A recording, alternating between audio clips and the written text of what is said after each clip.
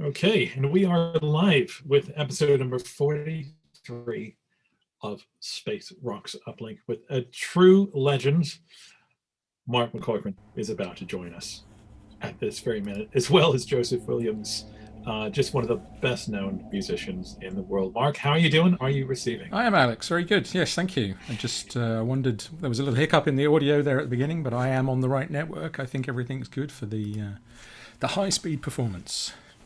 I can hear you just fine, and it's a delight to be joined with you because, of course, the next best thing to being able to see a live gig is being able to hang out with the musicians that make them all possible. And tonight's guest, I suppose, is you could say probably one of the most consummate musicians in the whole entire world.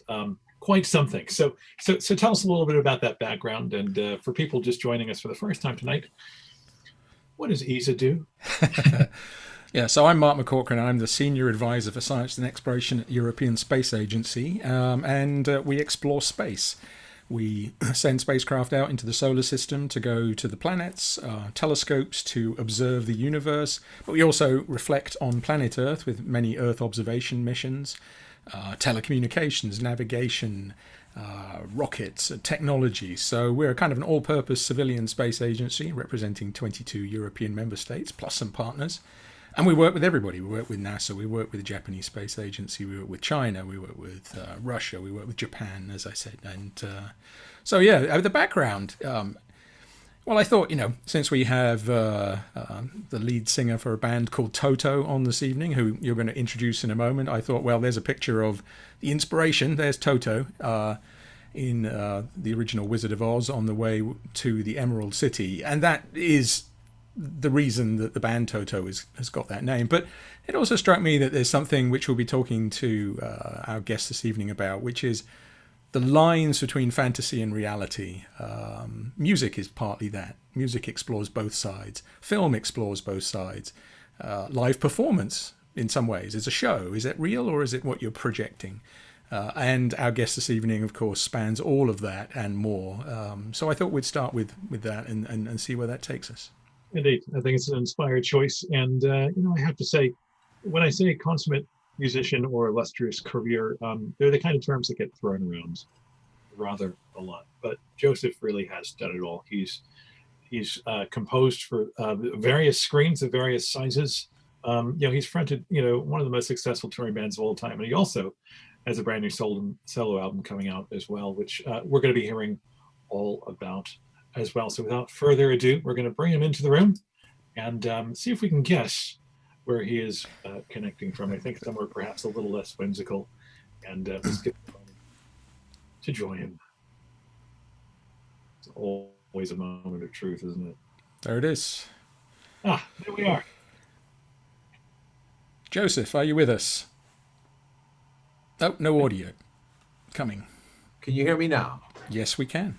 Indeed. I thought for a second you were going to do a check 1, 2. Joseph, it's a pleasure to have you here. Nice to see you. Yeah, thank you very much for joining us this evening. And we were just trying to speculate exactly where you were when you said you're joining us at 1 o'clock. So that sounds like the west coast of the United States. Is that right? It is indeed. I'm in Encino, California. Very good. And it's dark here, I'm afraid, in Europe. That's why we put these backgrounds behind us because, otherwise it's too gloomy. How's the weather today? The weather's actually kind of gloomy, to be honest with you, here in Southern California. It's an overcast day, which is rare. And for those of us who were born and raised here, we love these because they're so rare. and sometimes it provides the right mood to just come in and do some writing. Excellent. Indeed. Well, we're so pleased to be joined by, and of course, we always start these off with a really broad question, maybe a little leading and all that, but I can't think of anyone in the world who's better qualified to answer this one. And I don't suspect that there's any easy answer, but Joseph, what makes a great song? I think what makes a great song is up to the person who listens to it after it's been written. That's fair enough. Well, yeah. I guess you know what I mean. How do you answer that? I mean, a great song is in the ear of the beholder. Indeed, yeah. Indeed. Well, I guess as somebody who's who's really done it all. I mean, I've got to ask because I guess your vocabulary, spans so many different areas, of songwriting, composition, performing, and so on. I mean, where did it all begin? What's your earliest musical memory? Do you remember playing records, hearing it? I mean, just like where did it all start? Well, the earliest musical memory is my first memories. I grew up in a house with musicians. My mother was a singer and an actress, and when she was young, and I was born when my parents were in their 20s, so they were still working. She stopped soon after that, but my father was before I was born, constantly writing and did most of the work at home, and my mother was one of those people who sang about everything. You know what I mean? When you're walking through the room and you see the mail and you just start singing, she would just start singing. So my earliest memories is music is almost like the first language, in our home. So I was listening to records, and also have older siblings who also are great musicians. And so by the time my memories started to kick in, I was already listening to records with them. I was listening to what they listened to. And my sister was the first in our house who was the enormous Beatles fan, which is how I was introduced to them. And we lived in England when I was a kid, right? From 68, few visits, and then a longer stay in 69 and 70. I lived there for a year. So one of the questions I was asked recently was, as an astronomer, are either of my children, who are now 19 and 21, are they going in that direction? And of course, this was being asked by a bunch of astronomers who are friends of mine, and we all kind of said, no, none of us, right? So did it put you off? Obviously it didn't, because your career was in music, but your father's work and being surrounded by music, you didn't think, I want to become a biochemist or something at that point? Well, I definitely had those thoughts. When I came out of, I sang in bands in high school and that kind of thing, but unlike some of my friends, like in the first 6-man version of Toto, these were my friends from this area. And they had success, huge success. Like, some of them were 19 years old at the time. And so I didn't achieve that kind of success so soon. So when I got out of high school, my first thought was that I was going to go into the Air Force, because I had a passion for flying, and fast vehicles. That was, always been a passion of my, motorcycles, that kind of stuff. And so when I was young, my father was in the Air Force. And one of the things that he always has talked about was the discipline that it gave him during the period of time that he was in the service. Although his service was as a musician more than anything while he was in the service. But he always goes back to the discipline that gave him. So there was a time when I was going to do that, and not music at all. I guess if you had gone in that direction, I guess we would have all been denied just so many great moments, and all that. And I suppose that kind of, I guess cuts to the core of, the situation, the genesis of this Space Rocks Uplink show that we do was really born out of COVID, of course, and I suppose there's no one in the world, more than a, heavily touring musician as yourself, who probably kind of feel that even more profoundly. I guess what I wondered was, when did the writing for Denizen Tenant actually take place? Was it during the time of the pandemic, or was it before? There were several pieces that are on the album that I started working on as early as 2016, on breaks in between tour runs, in between runs of the tour. And we toured so extensively, 16, 17, 18, and then 19, that I rarely came back to some of those pieces. It was the beginning of 2020 when I knew we were finished touring for a little while. We knew we were going to take a break. We didn't know COVID was going to happen. But then I set out to really finish it. And then COVID hit when I was sort of, about a third of the way through the work. and then of course, in a strange way, provided a huge amount of focus to get it finished. But the bad news is that we can't go out and play this music. We're hamstrung. I was going to follow up on that, because I imagine, I'm not a musician, but I'm sort of familiar with the creative process, which is in science as well. We kind of have this thing: you do your science, you're working, and then you go out on stage and you talk about it. And everybody's not necessarily good at both things. One of them is a very internal process, right? It's kind of in your head, and the isolation may be good for that. I know I focus much better after midnight when there's no noise. But how do you balance that? I mean, you've had just one world now for a year. The other world hasn't been there. Is one a release for the other? Did you find that balance difficult in the last 12 months? The balance and the release, as you describe it, is a perfect way to describe it. That's exactly right. And I miss that balance. I mean, to be honest with you, the working on the road and performing, my body prefers that. It's not. I don't necessarily love to travel as much as we have to, but there's something about it that goes back to discipline. I just have a much better discipline about having good health, and then when you do that, you just feel better, and then also just to be able to get out in front of people and get that reaction and meeting people. And one of the things we do is a VIP thing where a bunch of fans can come early and watch the sound check, and we can talk to them. And not having that is just like it's heartbreaking, and obviously can't wait for it to come back. But but then the other side, like you say, is being having the balance of being able to come. If I had to do that 365 days a year, I'd go nuts. Having time off and coming back for a month or so at a time to do this, to get in. I'm pointing at my studio gear. To work, like you say, in more isolation on personal creative stuff is critical. Well, one of the things that's really astonished me about the European Space Agency is that in spite of the need to adapt, because of staying at home, isolation, and so on, that they've managed to continue to conduct space missions and so on. And so I wondered what that process is for you. I mean, just did you kind of make the record from home? I mean, do you live in your own studio, and was that a big adaptation for you? Yeah, the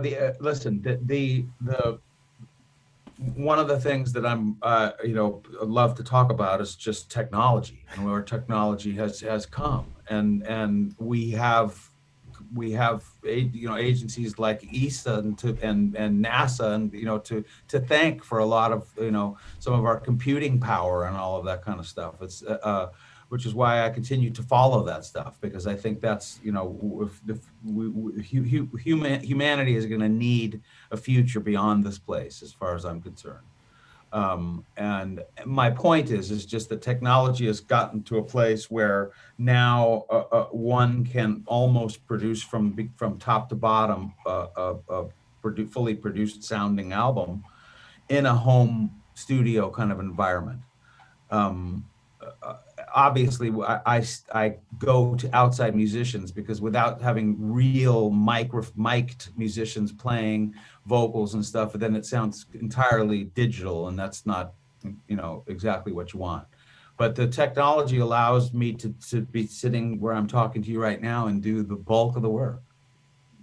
So a question I had following up on that: we've had quite a few musicians on Uplink in the last year, and one of the things which is kind of shifted at the beginning, people said, well, how can we do stuff online? By now, people are kind of probably getting sick of doing things online, but fine, that's where we are. But the thing that was an interesting one for musicians in the early phases was latency. This idea of how do you play with somebody else? I guess you can pre-record it and then resync it afterwards, or do it live. Have you had any experiences in the last year trying to do that and making it work? Well, the method that I've used with them, first of all, I'm blessed to have friends that are some of the greatest musicians, greatest players, virtuoso musicians. And a lot of them also have their own studio rigs these days. And they're qualified to either record themselves or have somebody help them record them. So what I do is I send them the track, and they basically their contribution and then send it back, and then making it all fit and timed right is just a matter of editing, as far as I'm concerned, Right. and sort of part of the process. But have So you the only have you time- been the able only to take time- that? Have you taken it live though? Have you done No. live performances? Okay. Not yet. I mean, we've performed as a band live, but I understand Right. what you mean. Like having an uplink where you have a drummer in Yeah. Philadelphia and the rest of the band is in the Capitol Records of Los Angeles. Yeah, no, but I understand what you mean. I haven't done a project like that, but the latency thing, they're getting better at it. It's just a matter of speed. Yeah, yeah. I wanted to shift gears a little bit because, you know, I know it's a bit cheeky of me to use the photograph I have behind me, just sort of referencing the band. But I wanted to, you know, talk a little bit more, moving over now from purely the music to this idea that, you know, this film in a sense is a science fiction film, right? I mean, it talks about a world, but it's a world that's in Dorothy's head. I mean, all the characters are actually characters from her real world. And so in your experience with science fiction, you've written soundtracks for things like Roswell, but also, of course, being involved in the Star Wars films. What do you see the role there of fiction and science fiction as a way of reflecting on the world that we actually live in, rather than, because, you know, there's an escapist fantasy aspect to it, but it also references ourselves. It's a way of telling stories about us.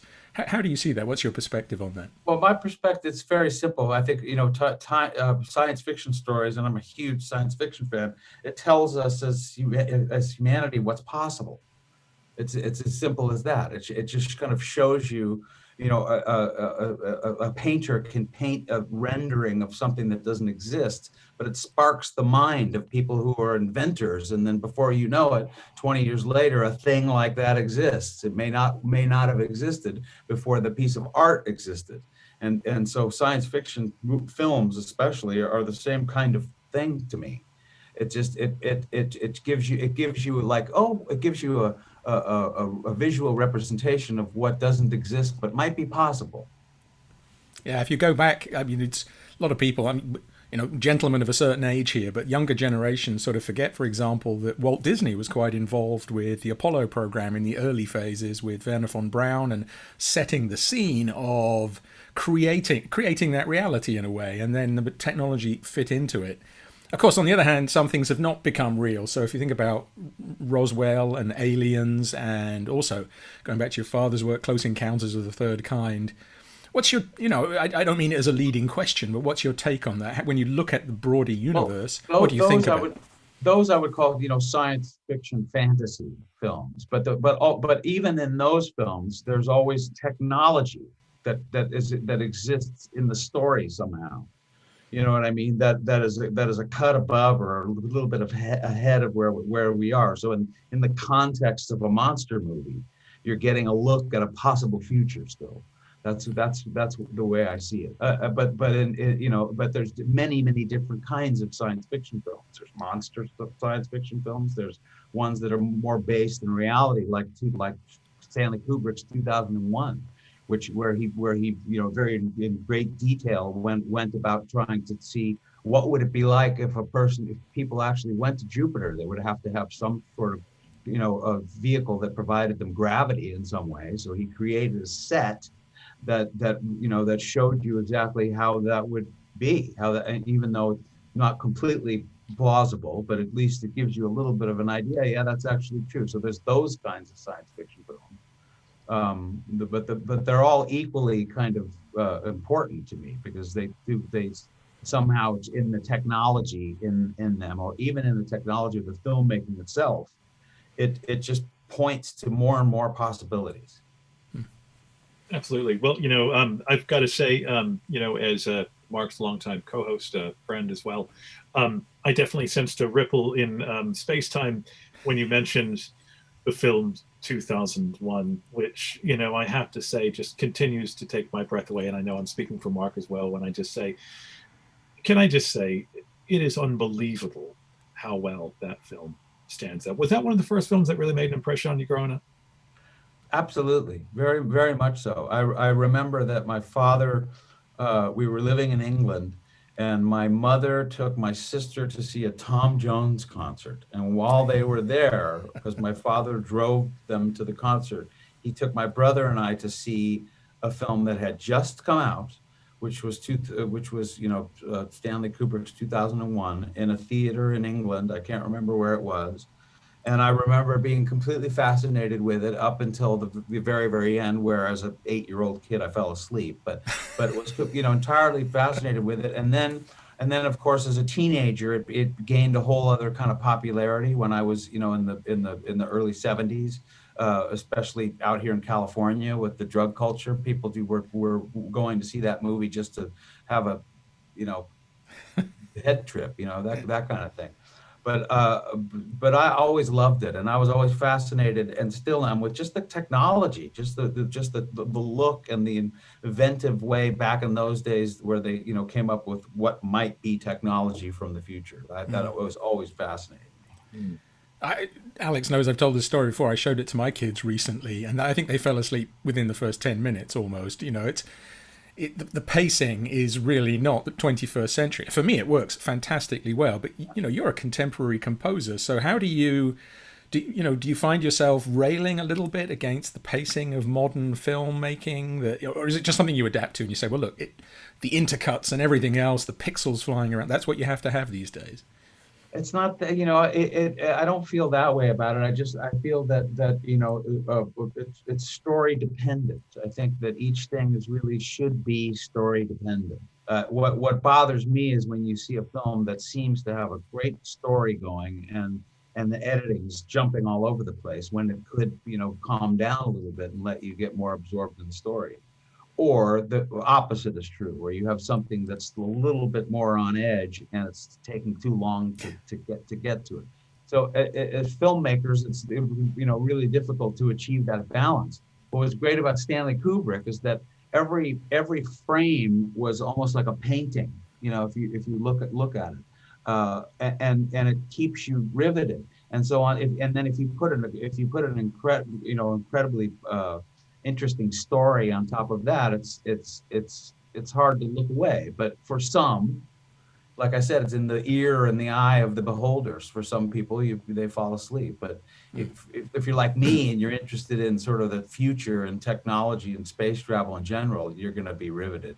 Yeah, I was just to pick up on that as well. This idea of how music can also build that environment. There's the picture, but the music's obviously vital. I was reading an interview today, kind of a two-way interview with David Fincher and Trent Reznor for the film Mank, which is got 10 nominations for an Oscar this year, about the scriptwriter for Citizen Kane. Mm-hmm. And I love the way that Fincher said, look, I'm making the film. He makes the music, and I don't specify anything at all. What's your experience there? I mean, is it good to be led in a certain direction by a director, or do you say, look, you want me to score the film? It's me now. Well, I certainly don't have anywhere near enough experience, like as my father does, am I qualified to really answer that question really well. And in my experience, I did mostly television, where it's extreme, it's collaborative, but at the same time you're serving the vision, if you will, of another artist. So. In a sense, to my mind, you want to get a sense from them of what they are looking for sure. But then the other side of it is that you also hope that when a person is hiring you to be a composer, that they're coming to you for something that you have and can bring to the film. So I think a balance is where I would see a perfect scenario where it's truly collaborative. The one thing I can tell you is, just from watching it as a witness all these years, is the relationship between my father and Steven Spielberg, for example. Is incredibly collaborative. My dad doesn't demo his music; he just plays it for you on the piano and sings the missing parts from the orchestra. And they will get together constantly and talk about it and change it and move it even before it goes to recording of the orchestra. So best case scenario, I think, is when there's a real collaboration. But when a director like Fincher's talking about it, shows respect for a great musician enough to let them do their thing and bring their ideas to it and stuff before even talking about it, is also a great thing. Yeah. You know.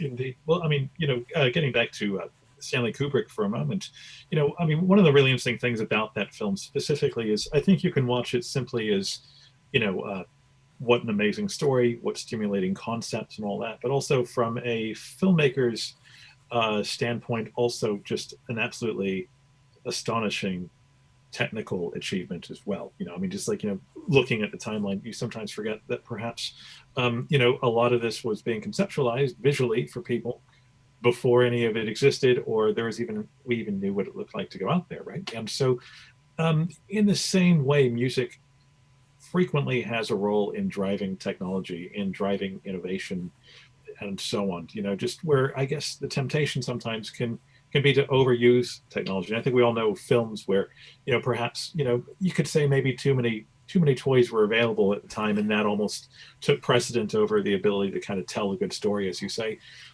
Is that a danger sometimes in writing music and being in the studio, that new techniques actually get out in front of actually the desire just to write a great melody?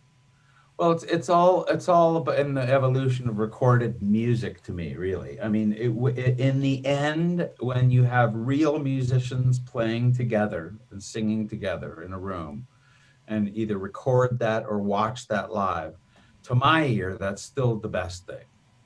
But I also am hugely fond of what you can do with today's technology, in music and everything. And when I say the evolution, because it's, if you think about the music industry and the technology that we use these days, it hasn't really been around for that long. So we're still sort of kids playing in a candy store, it's like, with some of this stuff. And what tends to happen is that it gets overused. And so, there's whole genres of music now that are just electronic, you know what I mean? But what happens is that eventually people realize that what sounds better to the ear is when an instrument is actually being played, as opposed to coming from a sample or coming from a synth or something like that. And when that's recorded well with the air in the room along with the vocal or the instrument, when you add some of the newer technology in sounds and stuff to that, I think it's a cool balance. But I think it's all just part of the evolution of recorded music. I think, you know what I mean? 100 years from now, the art form will be incredible. Well, this is fascinating. If I could just pick up on that, because of course, in the context of recorded music, I mean, it's just so exciting to kind of think of what may someday be possible. But it almost feels like in this time of lockdown for many, perhaps we're about to round a corner in terms of what live performed music means. I mean, for a while, people have been experimenting with some very sci-fi like possibilities, right? Holograms. Obviously, live streaming, is now becoming, a thing. And so, do you think perhaps like what it is to be on a live stage is on the cusp of transformation, and in some sense, perhaps even accelerated by this moment that we're all experiencing? I think that what's happened now will only add a new method of being able to see stuff. That's the way I think it is, because I think that in the end, people are going to just have to go out and gather and watch films and watch music. I mean, I don't think that people are going to be okay with sort of this semi-lockdown kind of life that we live forever. You know what I mean? Yes, it's obvious that these things are dangerous, but we also have to live our lives, and also just as human beings, we as are social animals, we can't, even if it's going to take a while. I mean, you'll see a concert that houses 10,000 people, and there will be 4,000 because everybody's got to be spaced in the place, and that will be considered a packed house. So you'll see that for a while, but it'll eventually get back. I think that, or even if we have to stay at that level, at least will be some sort of live version of that. I don't think that that's gone forever. What I think this has done is it's just added a new way to see and hear your stuff. Mm. Yeah, I mean, for me, the live experience, I mean, you can get an enormous amount out of a record. I mean, we all have. We've all sat in our room, we've put headphones on or earphones in, and you can zone in on the music completely. But there's that moment in a live audience, and I'm sure you feel it on stage as well, but being in the audience where it's as if somebody's just tuned all of the wavelengths to the same peak at the same time. You can be enjoying the concert brilliantly, but for 30 seconds, something else happens and you're on a completely different level. And I've seen musicians kind of spot it from stage as well when it happens and look out at the audience and realize what we just did there resonated with 200 people, 10,000 people. And I've had it in classical music concerts as well. It doesn't have to be rock. It can be anything. So that emotional connection. But you mentioned it earlier on, right? This business of this is something I've always been fascinated with musicians. You do that. You're out there. It happens. The applause. Then you go off stage. Then what, right? I mean, even when I give a talk, there's a kind of a letdown, right? Do you end up craving that moment? I mean, almost in a, not an addictive way, but you need it. Well, you do, but part of the job is the work of traveling from one city to another to do another concert. So when you've done that for years and years and years, by the time you come off stage at each show, if you've had one of those shows, like you said, that resonated with the audience, you come off a little more jazzed, and it takes a little longer to wind down. But you learn tricks to be able to wind yourself down, because in fact, you have to get like a little bit of sleep because you're going to be on a bus for the next 12 hours driving to Poughkeepsie to do the next concert. So, so you get used to it. But it's really like when I come home from being on the road for a while, that's when it's like getting homesick. I get absolutely homesick for performing. And just to go back, I remember you often read interviews with musicians who started, in the very early days of rock and roll, late 50s, early 60s, thinking this was a 6-month thing, it's a 2-year thing. And you get people like, not the Beatles themselves, but people from Liverpool in the early 60s who are still going out and they're playing in in places, and, how old are they now? In their 70s. Nobody thought this thing was going to keep going. By the time you got involved in rock and roll, did you think, there was a life in it? Or did you think, well, I'm going to make the most of it, and then I'm going to get another job, later on? Well, I think I understand the mindset of like, well, I'm just going to make the most of it, and we'll do this for a couple of years, like the Beatles used to say in their early interviews. I understand that mindset because when I was young and doing that, it was like I was going from gig to gig, and so I felt lucky to be able to have another gig to go to and work to have. And so the last thing in my mind is I'm just going to this is just going to be my career until I retire at 75. You know what I mean? It would have been a sort of an arrogant thought to have that during a time when you're scraping to get gigs and stuff like that. So I think that's where that mindset comes from. It's only after you've been working at it for 25 years and you look back and you go, oh, I've been doing this for 25 years, But it's also that kind of ephemeral phenomenon, wasn't it? I think that people thought that this music scene was going to be around for a while. Then it would be, I don't know, back to big band or to electronic and whatever they thought it was. They just didn't think the scene would last. And yet people will still go to a Rolling Stones gig today, right? And or Toto gig or whoever, right? That music still engages. So that longevity, I think people didn't really think that was ever going to happen. Well, that's true. I mean, you never know what sort of style or genre is going to stick. Jazz is sort of the roots of like what we rock and roll to me, and to blues music and all of that stuff. And straight ahead jazz isn't listened to maybe as popular as it was once back in the day, in the same way that rock had its ginormous popularity and isn't quite as popular as it was in the day. but people still go back to them. It's the same thing as saying like electronic music is great, but in the end, you want to hear real people playing. You know, so that's why I think that you know, that it's just good music holds up. You know, it's just I think that's just a fact. Well, I mean, there's absolutely no question about that, and you know, I guess as somebody, you know, who is one of these, you know, pillars, you know, who has just produced so much in the world, I guess we have people like yourself to thank for that, and I suppose that's one of the things that I kind of wanted to kind of explore a little bit with you is just, you know, obviously, you know, you write so much music, you perform so much, and so on. But what was your first kind of, you know, people say, I hate to say, rock star encounter or whatever else, but you know, what was your first gig? What was the first moment where you connected and say, I want to get up stage and do that?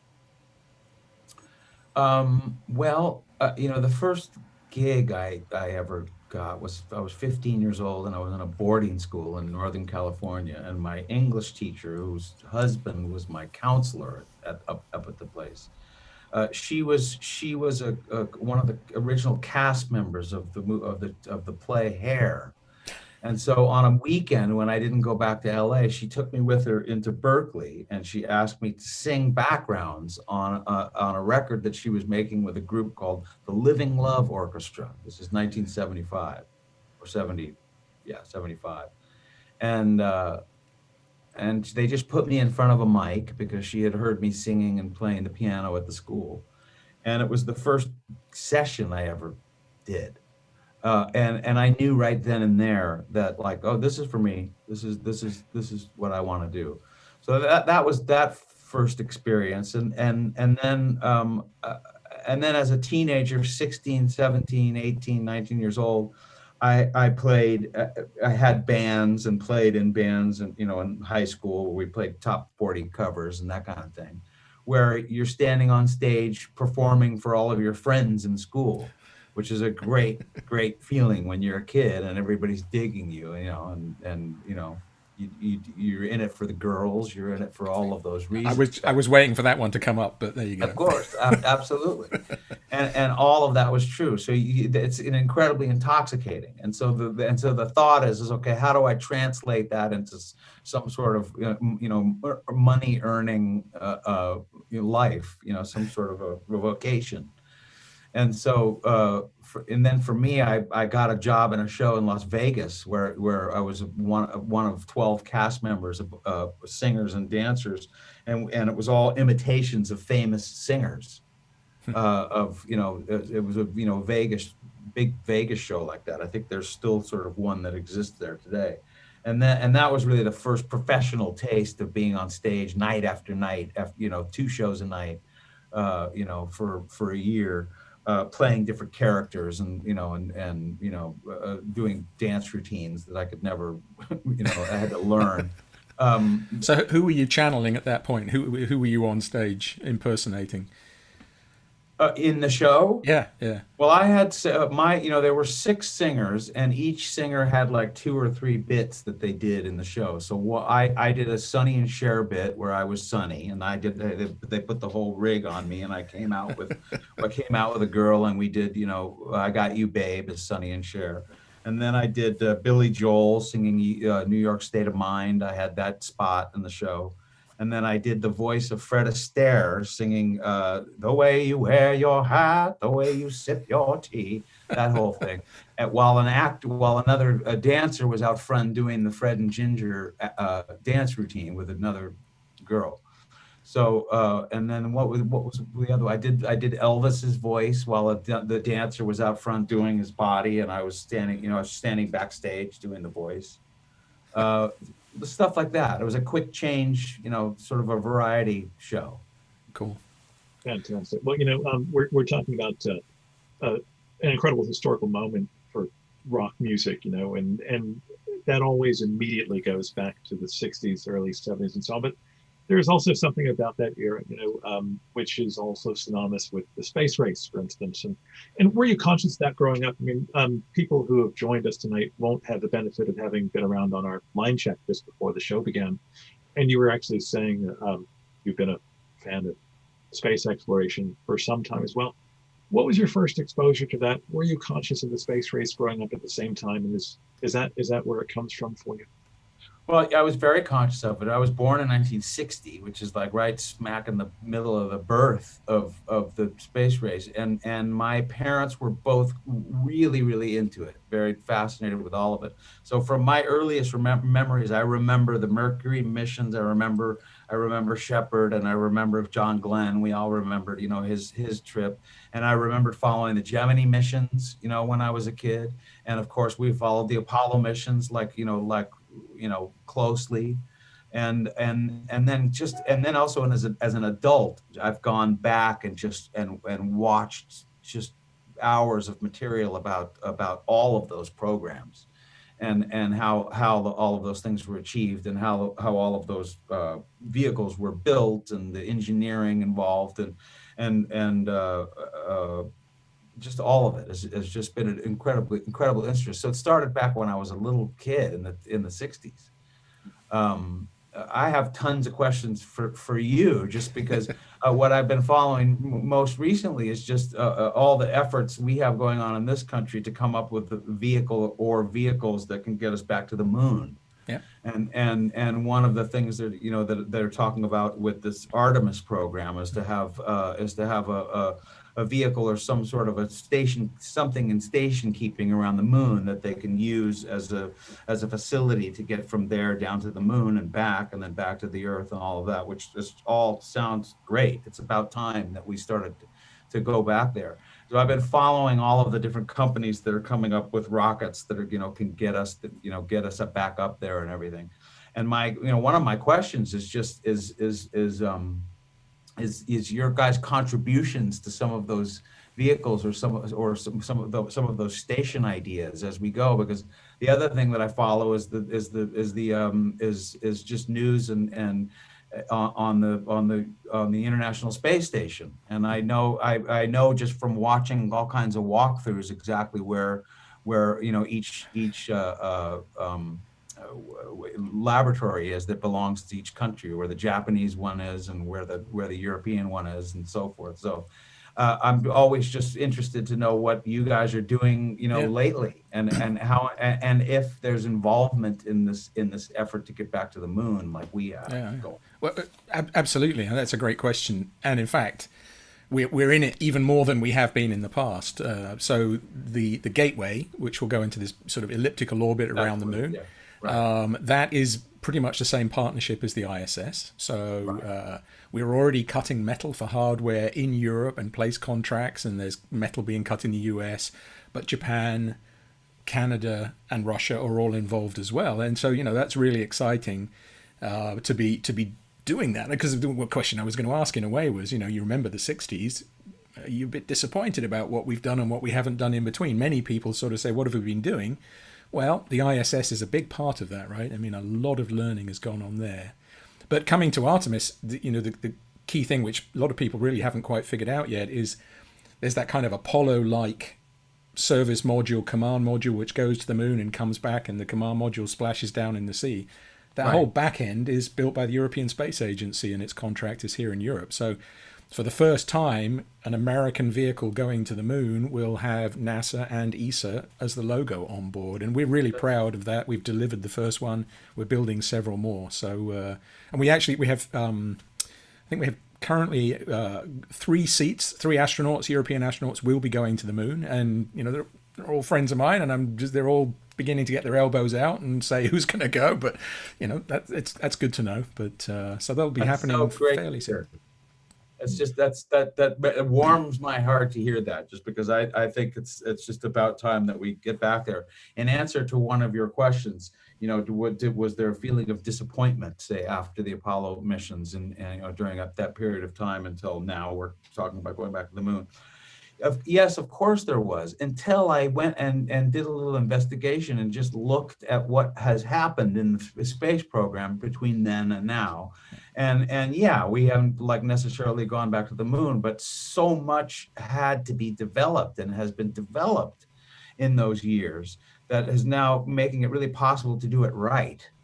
Yeah. So, and the other thing that people don't really know that I didn't really take into account until I did a little bit of like sort of looking at it and research, is just, you know, what you guys have to deal with trying to get money. You know, it's, you know, what you guys, seriously, you know, and having to deal with you know, with our country, our governments and stuff in order to get funds to do all of these things. If there was a blank check, sort of the way there was when Kennedy gave us a blank check, it may have been like things may have happened a little bit quicker, but you know, you have to take that into account as well. So I think that what's happened in the space program, both, you know, and all of the space programs over the world is remarkable, to be honest with you.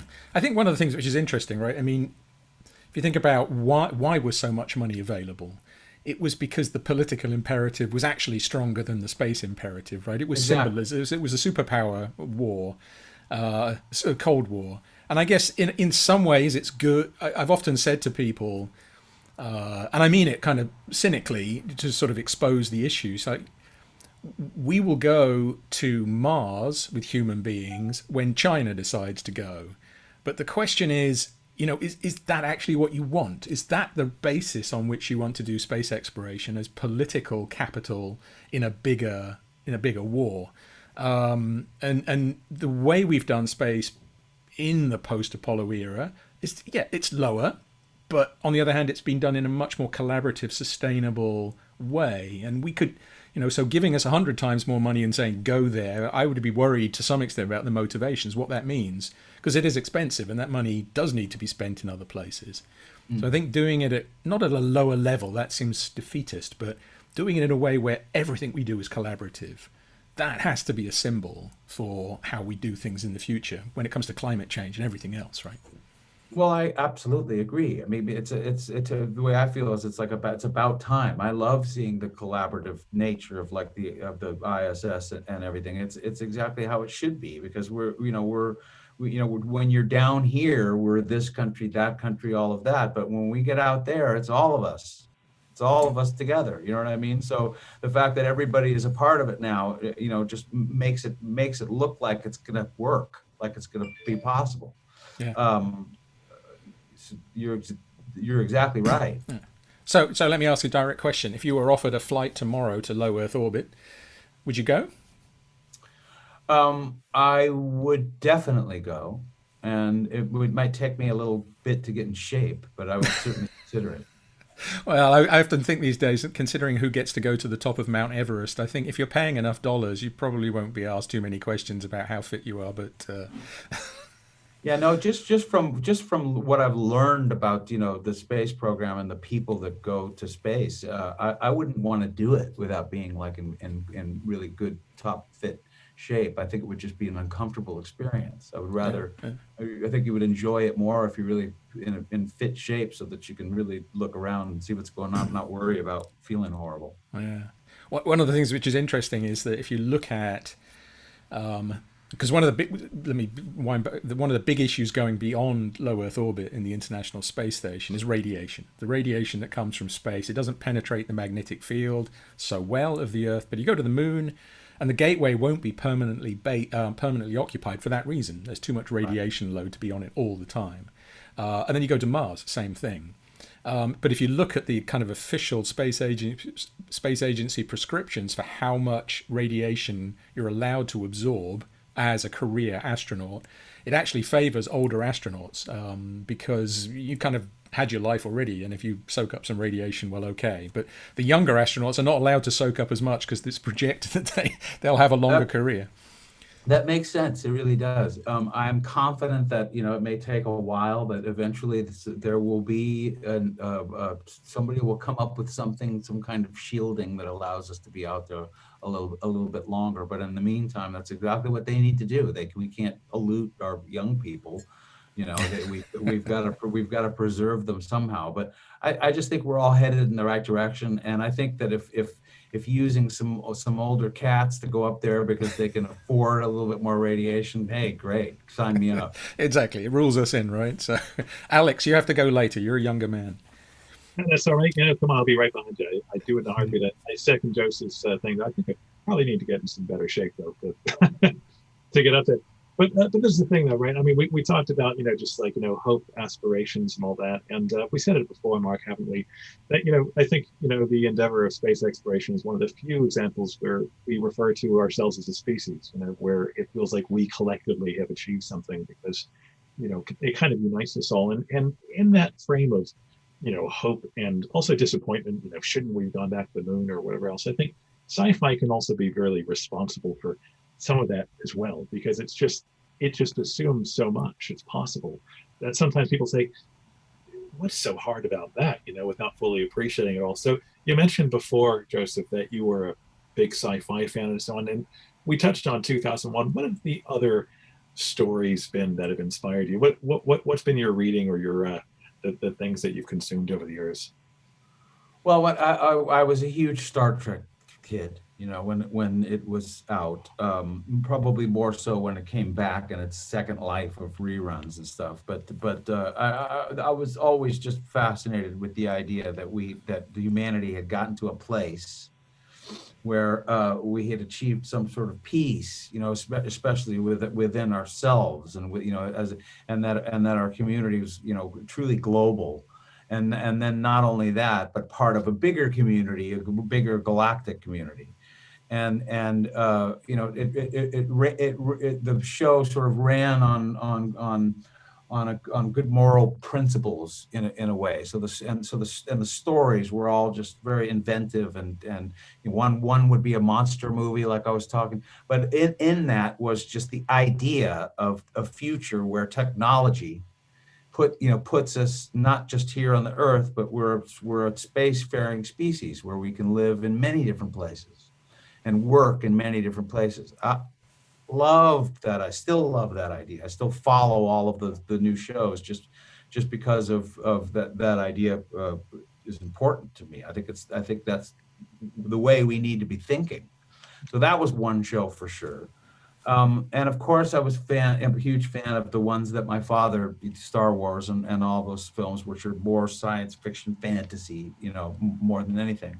But one of the great things about of that film is that in the making of Star Wars, George Lucas had to come up with cameras that didn't really exist, or systems to be able to move the cameras in a way that didn't exist. And so they cobbled together different ideas in the same way that engineers had to when coming up with the first vehicles to go out into outer space. They didn't know what they were doing. It all had to sort of be invented. In the process of making Star Wars and creating these camera systems, eventually his company was one of the companies responsible for figuring out fiber optic cameras, stemming from one of the patents, I think, stems from some part of Industrial Light and Magic, which is George Lucas's effects company. So you never know what's going to come out of a science fiction piece. You know what I mean? Just in the making of it, we moved slightly forward in technology and thinking. So all of those things fascinate me. But in answer to your question, Star Trek, I'm fascinated with. I love all the alien movies. I mean, you'd have to mention one that I didn't. There ain't much that I don't like. So I'll come back to that because, it'll ask the question about contemporary science fiction, which is interesting. But I'm going to ask a question I fear I'm deeply going to regret. And that is, you worked on Return of the Jedi. Your father, of course, was across all of the films. You must have had an inside track. I mean, you must have had the opportunity to visit the set or to be at the premieres or something like that. I mean, as I say, tell me none of that's true, and I'll be happy because I'll just get jealous. To be honest with you, most of that is not true. I mean, I never was invited to any kind of premiere, and I was never allowed to go to any set. I was able to go visit a few sets where Steven Spielberg was directing because It's a slightly different relationship with my father and him. But but not on a big film, and not on a. Hook. I went and sat on the set for a little while. Or when I was a kid growing up, I'd be able to go to the studio music sessions, the scoring sessions where they were putting the music to the film, and perhaps see a little bit of it that way. But never with the Star Wars films, because George was always extremely careful that nobody saw them. even family members that, of people that were working on the film. So, and also I was a teenager and sort of doing my own thing during the making of those. So I wasn't really like, hey, Dad, I want to come and, see the thing, or, that kind of thing, until he asked me to work on one of them with him. And then in that case, it was a little bit different. I was still given, not allowed to have any insight as to what the movie was going to be about, or all I was given was like, this is what's happening in the scene. And my father wrote a little piece of music, and he said, all I need you to do is write some words for this in English, and then they're going to take them and translate them into a language that doesn't exist for a character. So you won't even hear your words, but just do me a favor and write some words in English, and I'll let you sing the demo. You can come into the studio and sing the demo. There was no film. There wasn't even George Lucas. But then after that was complete and they liked what we had done, at least the original one, I went to Skywalker, the studios up in Northern California, and did some Ewok voices. Recorded some Ewok voices where George was there and the sound designers and that kind of thing. My father came up with one of his friends and we did some voices for the Ewok. And that's about as close as I got on that film to any sort of inside stuff. Well, still, to be a voice of an Ewok and to have written that. So what can we say, right? I mean, I'm doing what I told Alex not to do, which is get Star Wars nerdy and geeky. But there you go, Alex. So. No, it was fantastic, and I mean, this is the interesting thing, though, isn't it? The distinction between science fiction, fantasy, and the more realistic things. I mean, and I wonder what your thoughts were on this, Joseph, because we've talked about Star Trek on the show in the past as well, and do you think maybe the innovation that Gene Roddenberry is really responsible for wasn't so much the tech, but more just the way that people cooperate? Well, of course, exactly. But to our minds back in those days, even the tech seemed cool, even though it wasn't real. It wasn't based in anything sort of in reality. You know what I mean? Like gravity plating, But just the idea of it, and as you said, exactly, the idea that humanity had gotten to a place where, as collectively, we're now traveling away from this planet and living and working in other environments and stuff. You're exactly right. That's the idea. But I was still, just to be perfectly honest with you, was always blown away by what the tech was in those shows, even though it's, to look at it now, they weren't really trying to maybe make any great strides, but at least it, nobody thought about sort of faster than light travel in that way before a show like that, which people, if you go online and look, people are trying to work out, ways to do that, not likely in a few lifetimes, I'm sure, but the idea is all in the right direction for us, in my opinion.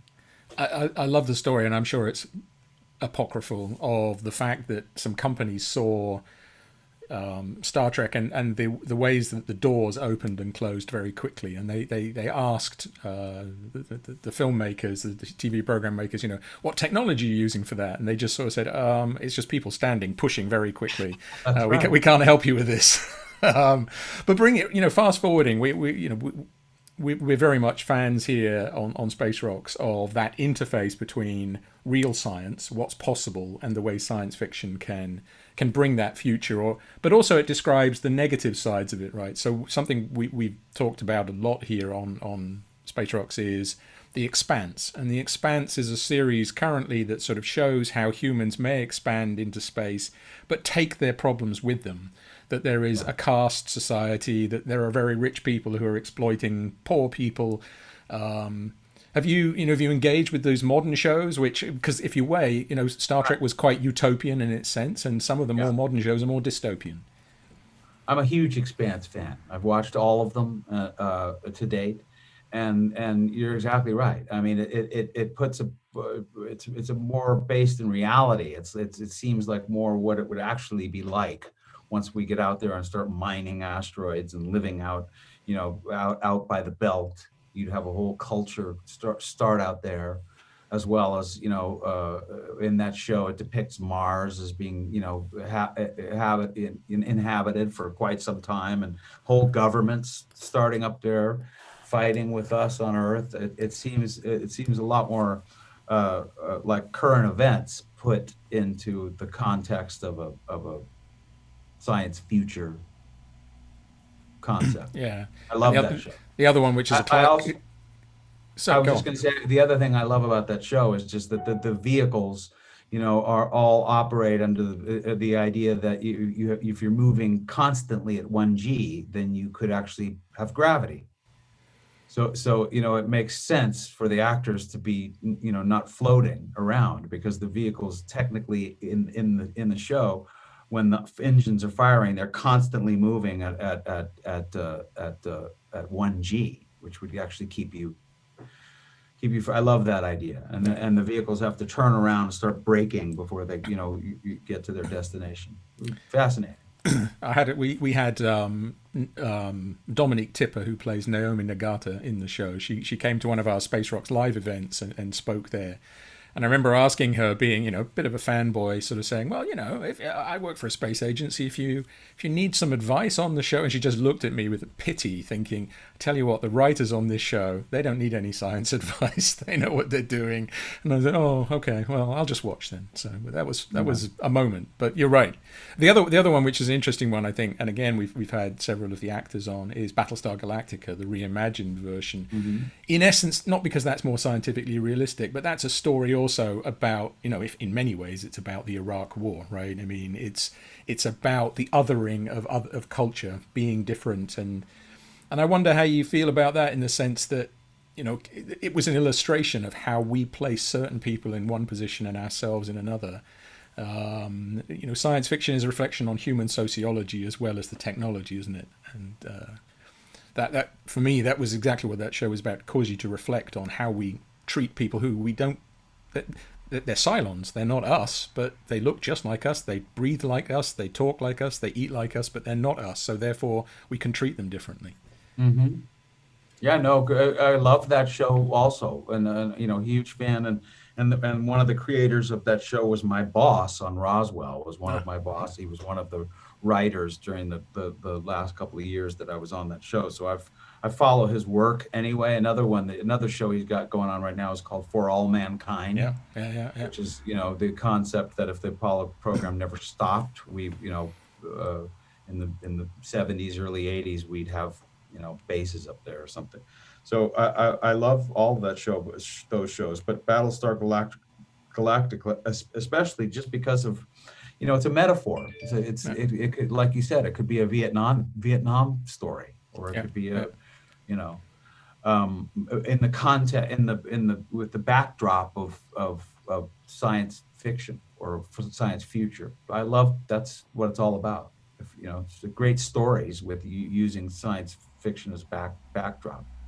So I'm aware that the hour is up, and I will hand back to Alex. But let me just ask one quick question, because here you have a new album. How much is that album influenced by what happens in the world around you? I mean, it's probably impossible that it not, but is it overt? Is it something where you feel I'm making a statement, or is it a kind of an internal? This is how I feel today. This album is definitely a sort of this is how I feel today kind of thing, but it also a lot of the songs are how I feel about a lot of things in general, and on this record I didn't have a deadline or even a record company. I made it entirely on my own, so I could just write it and sing it and do it the way I wanted to, just for me to listen to. So all of it coming out as a something that people can buy and hear sort of happened after the fact. So it's definitely more of a personal journey and collection of songs than anything I had done before. That's great. Great answer, and a great note to conclude on for now, at least. The album is called Denizen Tenant. And Joseph, I'm going to take a wild guess here and suggest that our tradition on Space Rocks will not be impossible for you to muster. We always do a bit of space with this. So we have the space and the rocks. I see. Space rocks. Do I There have you it the go. right direction? Yeah, you have it right. So right hand for. Yep. Excellent. Indeed. Thank you very much, Joseph. It's been a thrill. Thank you. It's my pleasure, guys. Thank you so much. It's been an absolute thrill for me too. Have a great day. And hopefully we get a chance to meet at some point in the physical future when that happens. I'm certain that can happen. All right. Excellent. Thank you very much, sir. You too. My pleasure. Bye-bye. Bye. Well, there we go, Mark. I got to say, man, the amount of venues that man has seen, the amount of studios, just everything else. I mean, what an illustrious career. But it was that moment when he started talking about Star Trek and everything else that, it's just one of those things. This is a thing that sort of breaks down barriers and kind of brings us all together in such a wonderful way, isn't it? Yeah, no, and for me, the moment where, he sort of says, I'm 8 years old, I'm living in the UK, and, my sister goes to a Tom Jones concert, and my dad, who's John Williams, takes me to see 2001. Just imagine being in the moment, right? But what a great thrill. What a pleasure to talk to him. And very interested as well to hear that he follows what's going on in current space in so much detail. That shows a real engagement, a real passion. Indeed. Just asking, some really fantastic questions about Artemis, for instance, and everything else. And of course, the mark of any brilliant science fiction fan, in my book at least, is you're a fan of The Expanse. And so, we're gonna have to book in another episode with him at our earliest convenience, because absolutely. Yeah. We've only just begun. Well, as ever, an absolute pleasure. Thanks everyone who's joined us from all over the world. And Mark, it is a genuine pleasure to see you. May we also share a moment. And on behalf of everyone at Space Rocks, I've got to say, and you'll hate me for this, a happy belated birthday. I'm sorry we couldn't say. Thank you very much. Yes, I'm not shy about it. It's all over on Twitter if you want to have a look. But I am a gentleman of a certain age, very similar to Joseph. But, as you saw from talking to Joseph, there's life in the old dogs yet, so that's good, and we'll see you all soon on the next episode of Uplink. So many more trips around the sun. We'll see you soon. Thank you.